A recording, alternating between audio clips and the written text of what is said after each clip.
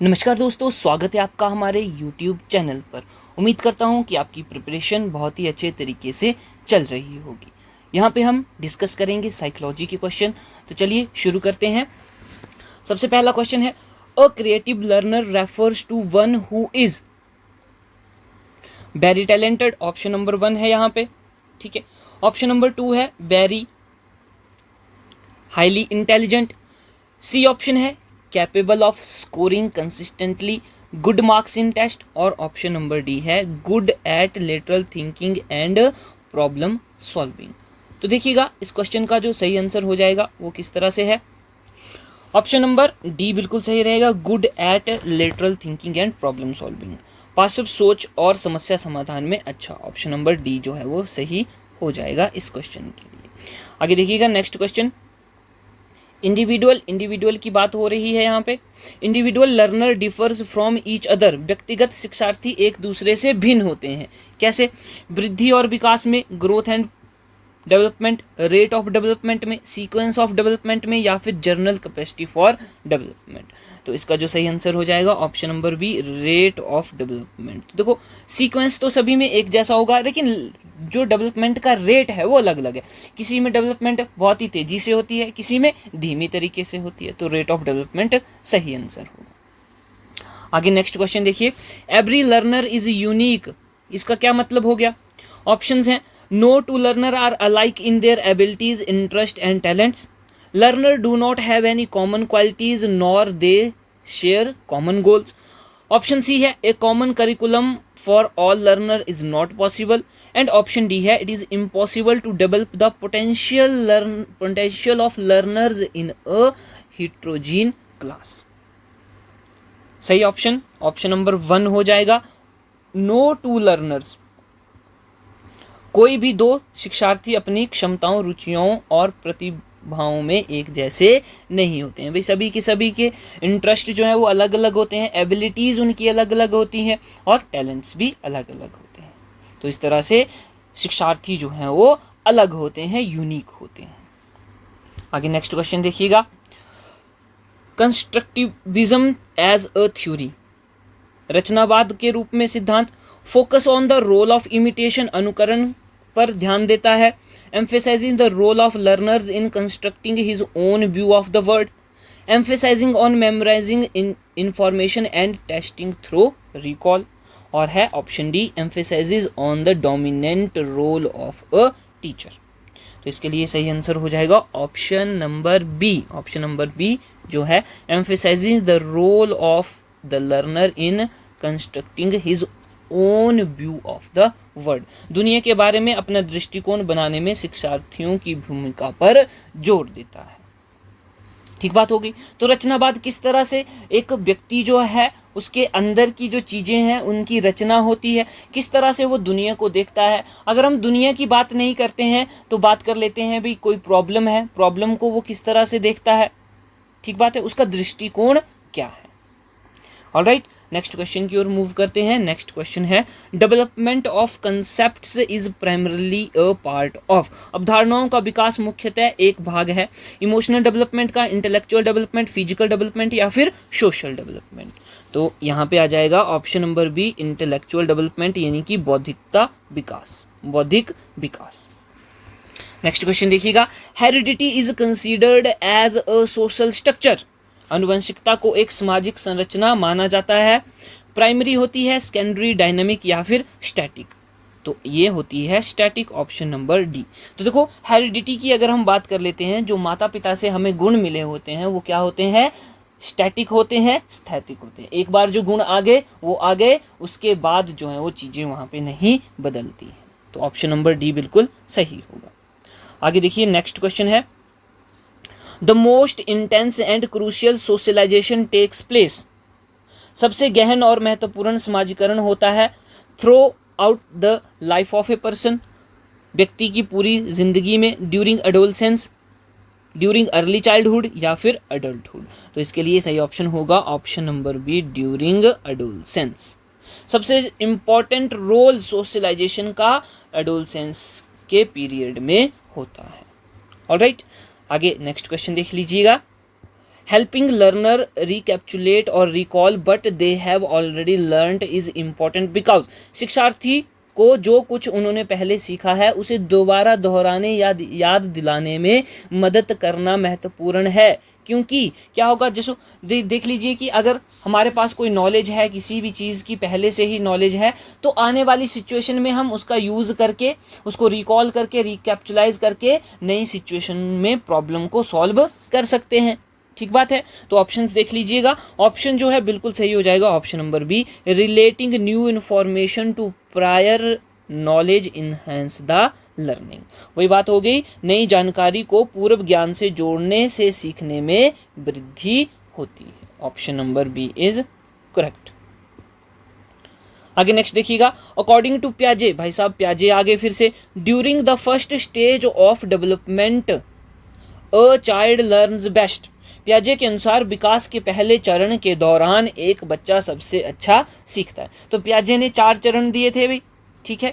तो ये पहले चरण की बात कर रहा है। ऑप्शन देख लेते हैं, इंद्रियों का उपयोग करके, तटस्थ शब्दों को समझकर, अमूर्त तरीके से सोचने में, या भाषा के नए अर्जित ज्ञान को लागू करने में। तो हम सीधी सी बात करते हैं कि बच्चा जो है इस समय किससे सीखता है, इंद्रियों के द्वारा सीखता है, सेंसेस के द्वारा सीखता है।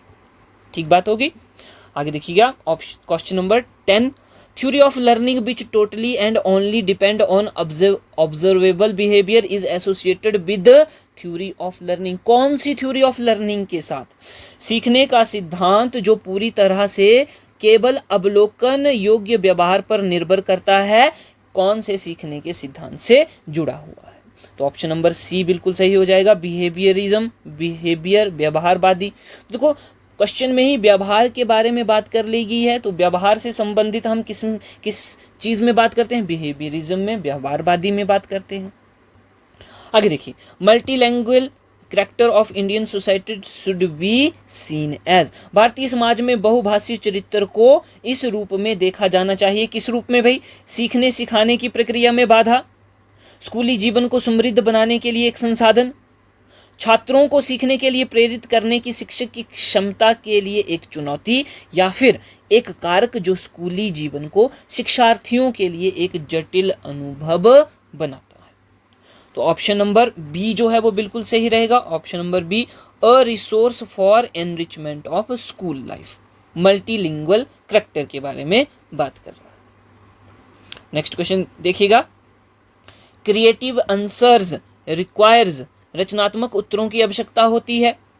Direct teaching and direct questions में, कंटेंट बेस्ड क्वेश्चन में, ओपन एंड क्वेश्चंस में, या फिर अ हाईली डिसिप्लिन्ड क्लासरूम। तो इसके लिए ऑप्शन नंबर सी बिल्कुल सही हो जाएगा, ओपन एंडेड क्वेश्चंस। भाई कोई भी क्वेश्चन पूछ लिया जाए, ठीक है, ओपन एंडेड क्वेश्चन, जिसको हिंदी में क्या बोलेंगे? खुले अंत वाले प्रश्न। देखो ये जो ओपन एंडेड क्वेश्चन होते हैं, इनसे डेवलपमेंट जो है या लर्निंग प्रोसेस जो है वो बहुत ही तेज़ी से बढ़ती है। बच्चा जो है वो चारों दिशाओं में सोचता है। डाइवर्जेंट थिंकिंग की बात यहाँ पे हम कर लेते हैं। ठीक बात होगी। चलिए जी नेक्स्ट क्वेश्चन देख लेते हैं, diagnosis of the gaps in the learning of student should be followed by. Option है appropriate remedial measures, intensive drill and practice, systematic revision of all lessons, या फिर reporting the findings to learner and parents. तो देखिएगा हिंदी में भी, छात्रों के सीखने में अंतराल का निदान किया जाना चाहिए।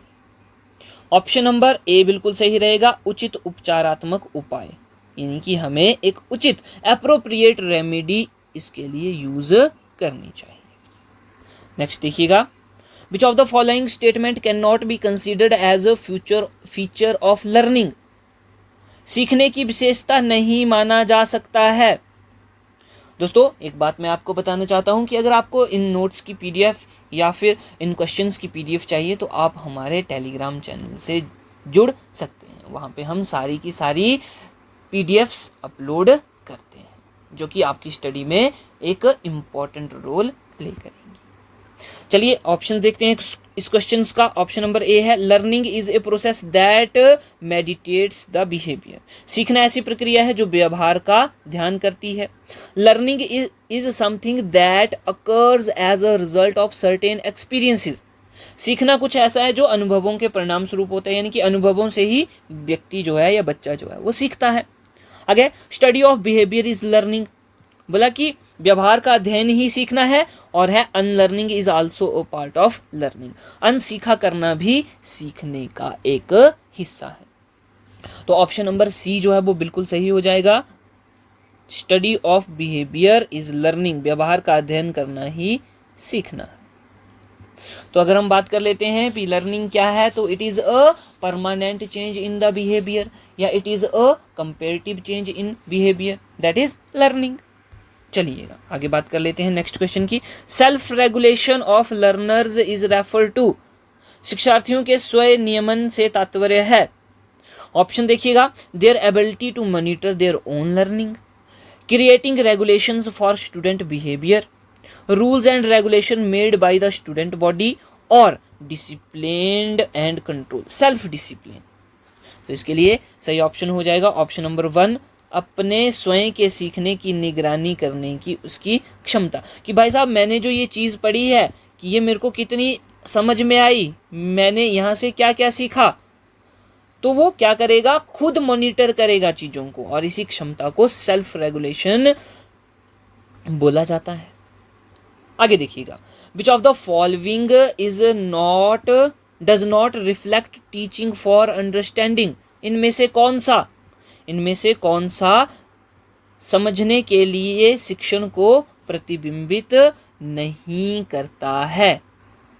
ऑप्शन देखिए, ask student to explain a phenomena और a concept in their own words, teach student to provide examples to illustration how a law works, help students see similar and differences and generate analogies, और enable students to memorise isolated fact and procedure. तो इसके लिए सही answer हो जाएगा option number D, enable students to memorise isolated facts and procedures, छात्रों को अलग अलग तथ्यों और प्रतिक्रियाओं को याद करने में सक्षम बनाना। यही क्या बोलता है, यही जो है does not reflect teaching for understanding, समझने के लिए शिक्षण को प्रतिबिंबित नहीं करता है, ऑप्शन नंबर डी। नेक्स्ट देखिएगा, नेक्स्ट क्वेश्चन आ जाता है, yes which of the following statement is true about learning, कौन सा कथन सीखने के बारे में सत्य है। ऑप्शंस आपके सामने है, और ऑप्शन नंबर बी जो है वो बिल्कुल सही हो जाएगा। Learning is effective in an environment that is emotionally positive and satisfying for the learners, सीखना ऐसे वातावरण में प्रभावी होता है जो शिक्षार्थियों के लिए भावनात्मक रूप से सकारात्मक और संतोषजनक होता है। ऑप्शन नंबर बी जो है वो बिल्कुल सही रहेगा इस क्वेश्चन के लिए। नेक्स्ट क्वेश्चन की ओर मूव करते हैं। Human development is based on certain principles which of the following is not a principle of human development, इनमें से कौन सा एक सिद्धांत मानव विकास से संबंधित नहीं है। कंटिन्यूटी, सिक्वेंशियलिटी, जनरल टू स्पेसिफिक और रिवर्सिबल। तो ऑप्शन नंबर डी जो है वो बिल्कुल सही हो जाएगा, रिवर्सिबल, यानी कि प्रतिवर्ती। पीछे नहीं हटना है भाई, रिवर्स नहीं होना है, ठीक है, आगे बढ़ते रहना है। आगे, main purpose of assessment should be, मूल्यांकन का मुख्य उद्देश्य होना चाहिए, क्या होना चाहिए भाई, to diagnose and remedial gap in learning, मतलब कि लर्निंग में जो भी दिक्कत आ रही है उसको डायग्नोज करना, उसका पता लगाना और उसका समाधान निकालना, ठीक है। ऑप्शन नंबर डी बिल्कुल सही रहेगा इस क्वेश्चन के लिए। आगे देखिएगा, क्वेश्चन नंबर 20 है, centrally sponsored scheme of integrated education for disabled children aims at providing educational opportunities with children with disabilities या person with disabilities। ऑप्शन देखो, regular schools, special schools, open schools या फिर blind relief association schools.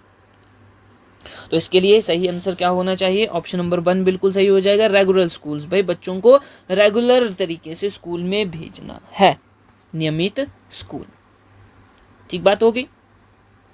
तो एक हम पढ़ते हैं exclusive education और एक है इंक्लूसिव एजुकेशन।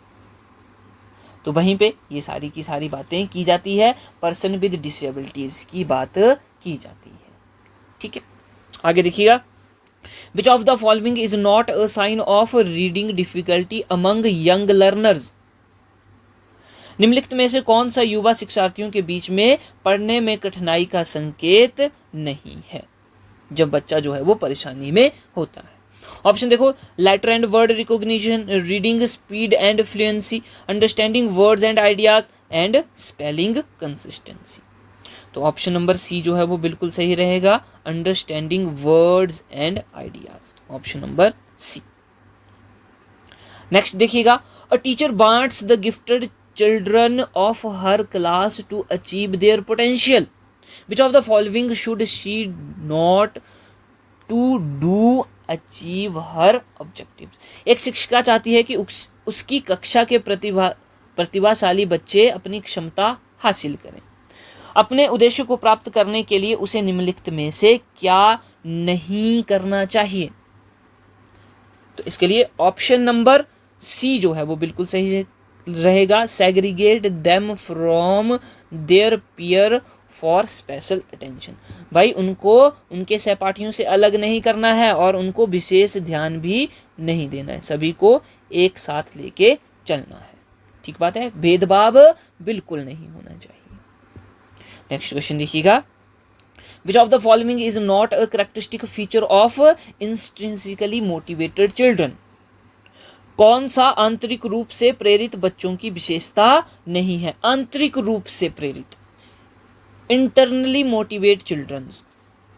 ऑप्शन जो है आपके सामने है, they always succeed, they enjoy doing their work, they display a high level of energy while working, और they like challenging tasks. Option number A जो है वो बिल्कुल सही हो जाएगा। देखो बच्चा जो है, मान लीजिए कि बच्चा जो है वो इंटरनली मोटिवेटेड है, ठीक है, मान लेते हैं बात भाई, बच्चा इंटरनली मोटिवेटेड है, तो ज़रूरी नहीं है कि वो हमेशा सफल ही हो, हमेशा सक्सेस ही प्राप्त करें। Failure is a part of life, and जो भी चीज़ें फेलियर से सीखी जाती हैं वो कभी भी सक्सेस से नहीं सीखी जाती हैं। तो सक्सेस होने के लिए फेलियर होना ज़रूरी है। Option number A is correct for this question. आगे नेक्स्ट क्वेश्चन है, विच of the following is not an appropriate tool for formative assessment. निम्नलिखित में से कौन सा रचनात्मक मूल्यांकन के लिए उपयुक्त उपकरण नहीं है? ऑप्शन है assignment, oral questions, term tests, और फिर क्विज एंड गेम्स। तो ऑप्शन नंबर सी जो है वो बिल्कुल सही हो जाएगा, टर्म टेस्ट्स। जो टर्म के एंड टर्म टेस्ट होते हैं या एग्जाम्स होते हैं वो रचनात्मक फॉर्मेटिव असेसमेंट के लिए एप्रोप्रिएट टूल नहीं है। ठीक बात होगी। चलिए आगे बात करते हैं नेक्स्ट क्वेश्चन की। Learner should not encouraged to, शिक्षार्थियों को प्रोत्साहित नहीं किया जाना चाहिए। ऑप्शंस आपके सामने हैं, बिल्कुल सही ऑप्शन होगा option number D, memorise all the answers to question while the teacher may ask. शिक्षक द्वारा पूछे जाने वाले प्रश्नों के सभी उत्तर याद रखें। ठीक है जी, आगे देखो, the concept of observational learning was given by. Observation, अवलोकनात्मक अधिगम की अवधारणा किसके द्वारा दी गई थी? ऑप्शन है टॉलमैन, थॉर्नडाइक, बंडूरा, और फिर कोहलर। तो ये हो जाएगा option number Bandura. Option number B for Bandura बिल्कुल सही रहेगा।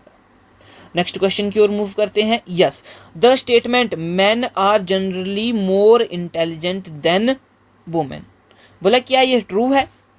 पुरुष आमतौर पर महिलाओं की तुलना में अधिक बुद्धिमान होते हैं, क्या ये बात सही है? यह सच हो सकता है, या फिर इट शोज जेंडर बायसिस, लैंगिक पूर्वाग्रह दर्शाता है, या फिर it is true for different domains of intelligent, बुद्धि के विभिन्न क्षेत्रों के लिए सत्य है।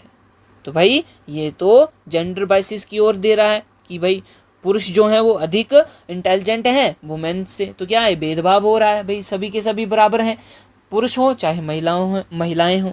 ऑप्शन नंबर सी बिल्कुल सही रहेगा। आगे नेक्स्ट क्वेश्चन देखिएगा, understanding the principle of development of a child helps a teacher इन। बच्चे के विकास के सिद्धांतों को समझने के लिए शिक्षक को मदद करता है। ऑप्शन नंबर डी बिल्कुल सही रहेगा, effectively catering to the different learning styles of a learner. Option number D, शिक्षार्थियों की विभिन्न सीखने की शैलियों को प्रभावी ढंग से पूरा करना। ठीक बात होगी। आगे मूव करते हैं। Yes, Christiana took her class for a field trip and after coming back she discussed the trip with her students.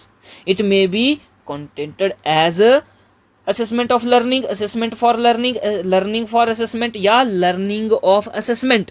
तो देखो इन चारों चीज़ों के बारे में हमने बात करी थी कि कब जो है असेसमेंट के साथ ऑफ लगेगा, फॉर लगेगा। ठीक, तो ऑप्शन नंबर 1 बिल्कुल सही रहेगा, असेसमेंट ऑफ लर्निंग, अधिगम का मूल्यांकन, सीखने का आंकलन। ठीक बात होगी, ऑप्शन नंबर 1 करेक्ट हो जाएगा। नेक्स्ट क्वेश्चन देखिए, क्वेश्चन नंबर 30 आ रहा है। द स्टेटमेंट दी है, an important precondition for the proper development of a child ensuring her his healthy physical development. एक बच्चे को समुचित विकास के लिए उसके स्वास्थ्य शारीरिक विकास को सुनिश्चित करना एक महत्वपूर्ण शर्त है। ऑप्शन नंबर डी जो है वो बिल्कुल सही हो जाएगा, is true because physical development is interrelated with other domain of development. भाई सही बात है, अगर फिजिकली डेवलपमेंट ठीक होगी, स्वास्थ्य ठीक होगा, शारीरिक स्वास्थ्य ठीक होगा, तभी तो बाकी चीज़ें बच्चा या व्यक्ति ठीक ढंग से कर पाएगा।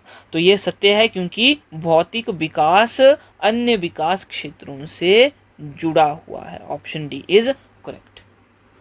ऑलराइट, तो ये थे हमारे 30 क्वेश्चन साइकोलॉजी के जो कि हमने डिस्कस करे, और उम्मीद करता हूँ कि ये जो कंसेप्ट हमने डिस्कस करे उन्हीं से आपके एग्जाम में क्वेश्चन जो है वो आएंगे। इसी तरह की वीडियोस के लिए हमारे चैनल को सब्सक्राइब जरूर करें और जुड़े रहें हमारे साथ। मिलते हैं नेक्स्ट वीडियो में। जय हिंद।